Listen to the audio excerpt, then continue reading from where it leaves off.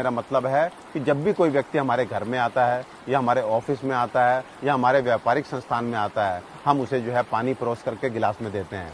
कभी आपने गौर किया कि वो व्यक्ति कभी एक घुट पानी पीता है, कभी आधा गिलास पानी पीता है और कभी जो है आवश्यकता ना होने पर भी पूरा पानी पी जाता है। आपको जान के हैरानी होगी कि एक घुट पानी आदमी पीकर छोड़ देता है तो केवल बचे हुए पानी की बर्बादी नहीं है, उस पानी को शुद्ध करने में हमारे जो आरओ है उसने कितना पानी बर्बाद किया है। बाकी वो गिलास उठ करके वापस से सिंक में जाता है और फिर से उसकी धुलाई में कितना पानी खर्च होता है।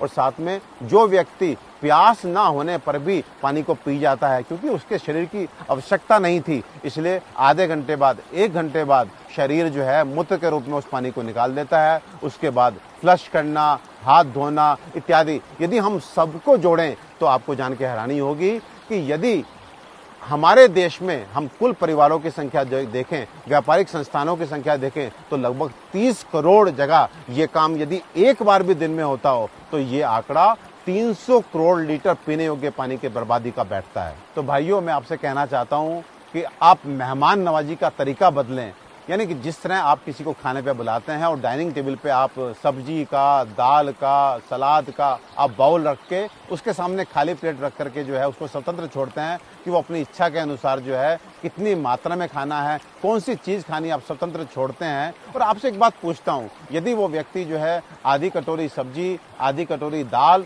और थोड़ी सी रोटी अपनी प्लेट में छोड़ करके उड़ जाता है तो आपको कितना बुरा लगता है, केवल इसलिए कि थोड़ी मेहनत आपकी लगी है, थोड़ा पैसा आपका लगा है। लेकिन पानी को लेकर के लिए मैं आपको ध्यान दिलाना चाहता हूँ, जब कोई व्यक्ति एक घुट पानी पी करके बाकी पानी को छोड़ करके टेबल से उड़ जाता है तो ना उसको बुरा लगता है ना आपको बुरा लगता है। मुझे लगता है कहीं ना कहीं हम पानी के लिए पे नहीं कर रहे हैं, आज हम पानी के लिए तरस नहीं रहे हैं, तो इसलिए पानी की बर्बादी हमें दुख नहीं दे रही है। लेकिन सचेत करना चाहता हूं कि वो दिन दूर नहीं जब बूंद बूंद पानी के लिए हम लोग तरसेंगे। तो अतिथि सत्कार यानी कि मेहमान नवाजी का तरीका बदलें, पानी की बंद बोतल और साथ में गिलास अतिथि के सामने रखें और उसको अपनी इच्छा अनुसार पानी की आवश्यकता है कि नहीं आवश्यकता है, कितनी आवश्यकता है, उसके लिए स्वतंत्र छोड़ें।